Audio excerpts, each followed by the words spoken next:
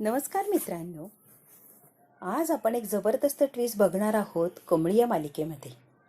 कमळी या मालिकेमध्ये जशी कमळी ऋषीला भेटली त्या क्षणापासून, त्या दिवसापासून आजपर्यंत ऋषी एकच गोष्टीचा ध्यास लावून लागलेला असतो आणि ऋषीला एकच टार्गेट असतं की कमळी मला आवडते आणि मी कमळीवर प्रेम करतो. जेव्हा बघितलं त्या क्षणाला ऋषी प्रेमात पडलेला असतो कमळीच्या. तेव्हापासून ते आत्तापर्यंत धडपड केलेली असते, फार फार त्याने त्रास सहन केलेला असतो की मी कमळीवर प्रेम करतो, कमळी माझ्यावर प्रेम करते की नाही. कमळी शेवटपर्यंतही बोललेली नसते की मी तुमच्यावर प्रेम करते की नाही. होकारही दिलेला नसतो, नकारही दिलेला नसतो. मध्यंतरी त्यांचं जे लग्न ठरलेलं असतं त्याला सुद्धा कमळी अगदी मजबुरीने तयार झालेली असते. खरं तर ऋषीला माहितीच नसतं ही माझ्यावर प्रेम करते की नाही करत, पण ऋषीला माहिती असतं की मी मात्र खूप खूप प्रेम करतो आणि मी कमळीशिवाय काय राहू शकत नाहीये, मी कमळीशिवाय जगूच शकत नाहीये.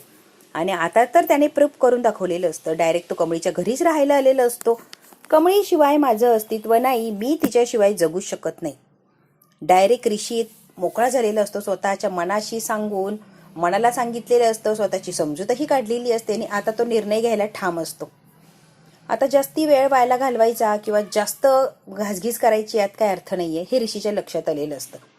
कमळीला त्याने इथे म्हणजे गावी आल्यापासून 2-3 वेळेला डायरेक्ट सांगण्याचा प्रयत्न केलेला असतो की मी तुझ्याबरोबर आहे ना कमळी, कशाला घाबरतीये. त्यानंतर जेव्हा केव्हा कमळी अडचणीत होती तेव्हा सारखं सांगितलेलं असतं की तुला ध्येय गाठायचंय, तुझं स्वप्न ते माझं स्वप्न आहे, तू जर स्वप्न पूर्ण केलं तर मलाही बरं वाटणार. ते स्वप्न आता तुझ्या एकटीचं नाहीच आहे. आणि मुळात म्हणजे आबांचं स्वप्न होतं हे मान्य आहे, पण आबा नाही आहेत म्हणून काय झालं, मी आहे की तुला साथ द्यायला तुझ्याबरोबर. त्यामुळे तू टेन्शन घेऊ नको. आणि आता ते स्वप्न याआधी सगळ्यांसाठी होतं तर आता आबांसाठी कंप्लीट करायचंय, कारण आबांची इच्छा होती आणि आबांची इच्छा अधुरी राहता कामा नये. त्यासाठी कमळी तुला मुंबईला यायला लागणार आणि शिक्षण पूर्ण करायला लागणार. ऋषीने त्याच्या पद्धतीने प्रत्येक वेळेला वेगवेगळ्या प्रकारे समजून सांगण्याचा प्रयत्न केलेला असतो की कमळी तू मुंबईला चल, इथे काहीच नाहीये, मुंबईला आल्याशिवाय काही एक होऊ शकत नाहीये. स्वप्न जर पूर्ण करायचं असेल तर मुंबईलाच यायला लागणार आहे आणि त्याच्याशिवाय पर्याय नाहीये. अर्धवट स्वप्न का टाकते आणि आबांच्या आत्म्याला जर शांती मिळावी असं वाटत असेल तर मुंबईला येणं सगळ्यात शेवटचा पर्याय. ऋषी खूप समजावून थकलेला असतो, सरू सुद्धा सांगून थकलेली असते. जेव्हा तिला कृष्णाही समजून सांगते तेव्हा रिअलाइज झालेलं असतं आणि आता कुठे ती शांत बसलेली असते. आता कदाचित ती चल म्हटलं तर यायला तयार होईल अशी अवस्था झालेली असते तिची, कारण आईवर जो राग असतो तो सुद्धा गेलेला असतो. आता रिअलाइज झालेलं असतं की इथे रडत बसण्यापेक्षा मुंबईला जाऊन शिक्षण पूर्ण करते, आबांची इच्छा पूर्ण करते. आबांचं स्वप्न जर पूर्ण करायचं असेल तर मुंबईला जाऊन ग्रॅज्युएशन कंप्लीट करायला लागणार. मला जे हवं त्यानंतरच मिळणार, इथे शेतात बसून तर काहीच मिळणार नाहीये. कमळी आता थोडी पॉझिटिव्ह असा विचार करायला लागलेली असते. आबांच्या दुःखातून सावरणं तर अशक्य आहे, पण त्यातून सुद्धा थोडंसं मार्ग काढत पुढे चालायला लागणार, शिक्षण घ्यायला लागणार, कारण वेळ निघून गेली तर हातात काहीच येणार नाही. सगळ्याच गोष्टींची आता कल्पना झालेली असते या कमळीला. आणि आता अनिका आलेली असते म्हटल्यावर अनिका काय 24 तास यांच्यावर लक्ष ठेवून असते आणि ऋषी आता इरिटेड होतो की सारखी मागे पुढे अनिका करते. नको नको ते प्रश्न विचारत असते आणि ती उगाच काहीही स्टंट करत असते. व्हिडिओ काढते, मागे पळते, भांडण करते. ही अनिका नको ते उद्योग करत असते आणि ऋषीच्या डोक्याला टेन्शन वाढवत असते. आता सगळ्यात महत्वाचं, ऋषी त्या गोठ्यामध्ये झोपलेला असतो. अनिकाची राहायची खाण्यापिण्याची काही एक सोय नसते. ऋषीच गोठ्यात बाहेर झोपलेला असतो, तो अनिका कुठे झोपणार. अनिकाने मस्तपैकी नाईट ड्रेस वगैरे चेंज केलेला असतो आणि ती जणू काही तिच्याच घरी अशी ती वावरत असते नॉर्मल, पण राहण्याची काही सोय नसते आणि काहीच नाही. अनिका अगदी अशीच फिरत असते ऋषीच्या मागे मागे. ऋषी दिवसभर काम करून इतका दमलेला असतो की तो त्या बेडवर डोकं टेकवलं त्याला झोप लागलेली असते. त्याला अनिका इथे म्हणून याचं सुद्धा भान राहिलेलं नसतं आणि तो अगदी बिनधास्त झोपी जातो, कारण तो खूप दमलेला असतो दिवसभर. इतकं दिवसभर कष्ट करतो की त्याला कधी झोपेन आणि कधी नाही असं होत असतं. आणि सकाळी आत्ता लवकर झोपलं तर सकाळी त्याला पहाटेच उठायचं असतं.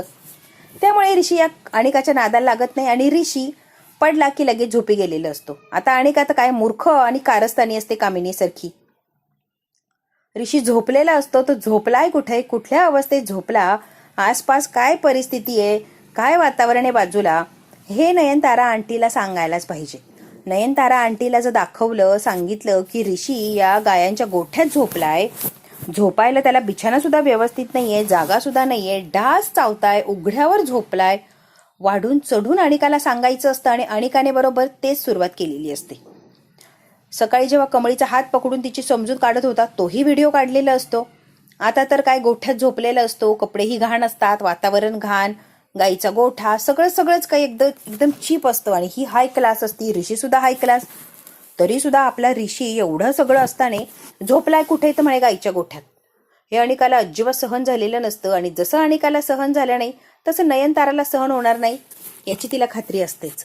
म्हणून आता ही मागचा पुढचा काही विचार करत नाही आणि डायरेक्ट निघालेली असते की लगेच शूटिंग काढते. अनिका मोबाईल चालू करते आणि ऋषी कसा झोपलाय, काय झोपलाय, गाईंच्या गोठ्यात झोपलाय, शेणाचा वास येतोय, डास चावताय, इतके हाल सहन करत ऋषी इथेच झोपलाय, हे मला अजिबात सहन होत नाही. आणि नयनतारा आंटी ही फार वाईट गोष्ट आहे ना. त्या कमळे टमळी त्या गावछापसाठी स्वतःच का असं वाटोळं करतोय आणि स्वतः हे सगळं का सहन करतोय. आता अनिकाने त्याचे कष्ट करताना फोटो काढलेले असतात, कमळीच्या मागे मागे चालताना फोटो काढलेले असतात.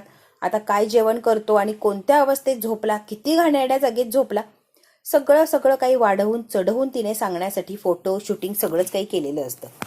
आता हे सगळं ऋषीची जी अवस्था आहे ती नयनतारा आंटीला कळायलाच हवी आहे. कोणत्याही परिस्थितीत नयनतारा आंटीला रिअलाइज व्हायलाच पाहिजे की त्यांचा ऋष नेमकी कोणत्या अवस्थेत कोणत्या परिस्थितीत तिथे राहतोय. आणि हे सांगणं माझं कर्तव्य, माझी जबाबदारी आहे. आणि का अजिबात वेळ व्हायला घालवत नाही आणि डायरेक्ट नयनताराला ते लगेच सेंड करून टाकते व्हिडिओ फोटोज काय असतात ते. आणि नयनताराला सुद्धा काही झोप येत नसते, विचलित मन असतं. मोबाईल वाजला, कोणाचा काही मेसेज वगैरे म्हणून बघते तर काय, हा व्हिडिओ आलेला असतो ऋषीचा व्हिडिओ आला. हे नयनतारा बघते तर अगदी तिला धक्काच बसलेला असतो. हे काय चाललंय, ऋषी कुठेतरी आउट ऑफ कंट्री गेलाय, एन्जॉय करतोय. तिला माहितीच नसतं की हा कोल्हापुरात कमळीच्या गावात शेणकूर करत बसलाय. नयनताराला हे जेव्हा कळतं तेव्हा तिला धक्का बसलेला असतो. आता नयनतारा गावाला येणार आणि सोक्ष लावणार यात काही शंकाच नाही. तर इकडे आता ऋषी सुद्धा फायनल डिसिजन घेतो, कारण आईपर्यंत ही बातमी गेली याचा सुद्धा आता ऋषीला एक अंदाज आलेला असतो. आणि काय इथंही म्हटल्यावर आणि आईला सांगणार म्हणजे सांगणार यात काही शंकाच नाहीये. ऋषी अजिबात टेन्शन घेत नाही आणि डायरेक्ट साधनाला म्हणतो की या आधी मी कमळीची आई साधना मावशी अगदी नॉर्मली बोलायचो. साधना मावशी हेच नातं आपल्यामध्ये होतं आणि मला अंदाजा नव्हता की तुम्ही कमळीची आई आहे. पण कसं आहे ना साधना मावशी, आता सगळंच क्लिअर झालंय, तुम्हाला सुद्धा आणि मला सुद्धा. आता मी खरं काय ते बोलतो आणि आता थांबण्यात किंवा जास्ती वेळ व्हायला घालवण्यात काहीच अर्थ नाहीये. साधना म्हणते ऋषी बाबा काय बोलायचे बोलून तरी टाका. हे बघा साधना मावशी, मी तुमच्याशी आता जे बोलणार आहे ते साधना मावशी किंवा आपली ओळख आहे म्हणून नाहीच बोलणार आहे. कमळीची आई आणि मी एक ऋषी या नात्याने आपण बोलणार आहोत. आपली ओळख आहे असं मला दाखवायचं नाही आणि नात्यामध्ये ओळख नकोय. आपल्याला जे बोलायचंय त्यामध्ये भावनिक होऊन जमणार नाहीये. जे आहे ते आहे, रोखठोक, आणि जे असेल ते स्पष्ट सांगा, राग येणार नाहीये. त्यामुळे मी काय सांगतोय ते जरा ऐका. आता ऋषी जेव्हा साधनाशी बोलायला लागतो तेव्हा बरोबर कमळी आणि निंगी सुद्धा ऋषीच्या मागे येऊन उभे राहिलेले असतात. आणि ऋषीला अजिबात माहिती नसतं की माझ्या मागे निंगी आणि कमळी आहे. कमळी निंगी हे सगळं ऐकता याचा अंदाजच नसतो ऋषीला. ऋषी म्हणतो साधना मावशी म्हणून नाही तर कमळीची आई म्हणून तुम्हाला विचारतोय. मला कमळी प्रचंड आवडते. मी कमळीवर प्रचंड प्रेम करतो आणि सगळ्यात महत्वाचं, मी कमळीशिवाय राहणं इम्पॉसिबल आहे. तिच्याशिवाय राहणं जगणं मी विचारच करू शकत नाहीये. तेव्हा कमळीची आई, कमळीचं आणि माझं लग्न लावून देताल का? तुमची मुलगी मला देताल का? किंवा मी तुम्हाला जावई म्हणून पसंत आहे का? जेव्हा ऋषी अगदी छाती ठोकपणे समोरासमोर साधनाला हे सगळे प्रश्न विचारतो तेव्हा मागे कमळी आणि निंगी असतात. निंगीला तर फार आनंद झालेला असतो. निंगीला हे माहितीच असतं की ऋषी सर कमळीवर प्रेम करतात. डायरेक्ट बोलून दाखवतील याचा अंदाजा नसतो, पण ऋषीने आता अजिबात वेळ व्हायला घातलेला नसतो.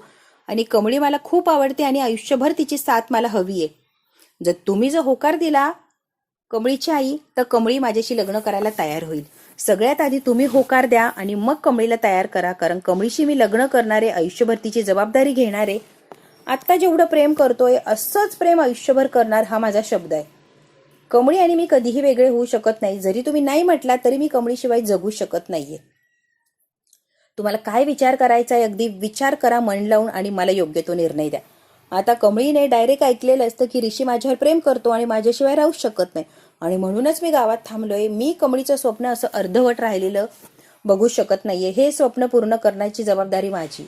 कमळीचं शिक्षण पूर्ण करायचं, कमळीची सगळी स्वप्न पूर्ण झाली पाहिजे. एक नवरा म्हणून मी जबाबदारी घेणार आहे आणि तुम्ही जर होकार दिला आमच्या लग्नाला तर आमचं लग्न होऊ शकतं आणि जी काही जबाबदारी मी घ्यायचं ठरवली आहे ती जबाबदारी मी घेऊ शकतोय अगदी बिनधास्त. तुम्ही जर होकार दिला तर सगळं होणार आहे. साधना मावशी, तुमची काय इच्छा आहे, तुमचं काय म्हणणं आहे मला सांगा. साधना खूप हसलेली असते, तिच्या चेहऱ्यावर फार आनंद असतो, कारण तिला सुद्धा ऋषी जावई म्हणून पसंत असतो. पण खरं तर मित्रांनो, कमळीला ऋषी नवरा म्हणून आवडणार का? आणि जरी आवडला तरी कमळी होकार देणार का? कमळी काहीतरी अटी घालणार, आबांसाठी थांबायचं वगैरे वगैरे काहीतरी नाटकं करणार. ऋषी सगळ्या नाटकांना जुगारणार, लोटून देणार आणि कमळीचा हात पकडून कमळीला मुंबईला घेऊन जाणार का? तिच्याशी लग्न करणार का? आणि जबरदस्तीने तिला शिक्षण पूर्ण करायलाच लावणार का? साधना आता ऋषी आणि कमळीचा हात एकमेकांच्या हातात देणार का? जावई म्हणून ऋषीला स्वीकारणार का? हे जे काही सगळे प्रश्न पडलेत, हा जो काही आपल्या पुढे एवढा मोठं संकट उभा राहिले की आता होणार काय, हे जर बघायचं असेल, सगळ्या प्रश्नांची उत्तरं जर हवी असेल तर बघायला लागणारे मित्रांनो आपल्याला पुढचा भाग. हा भाग इथेच संपतो. व्हिडिओ आवडल्यास लाईक, शेअर, सबस्क्राईब नक्की करा. धन्यवाद मित्रांनो.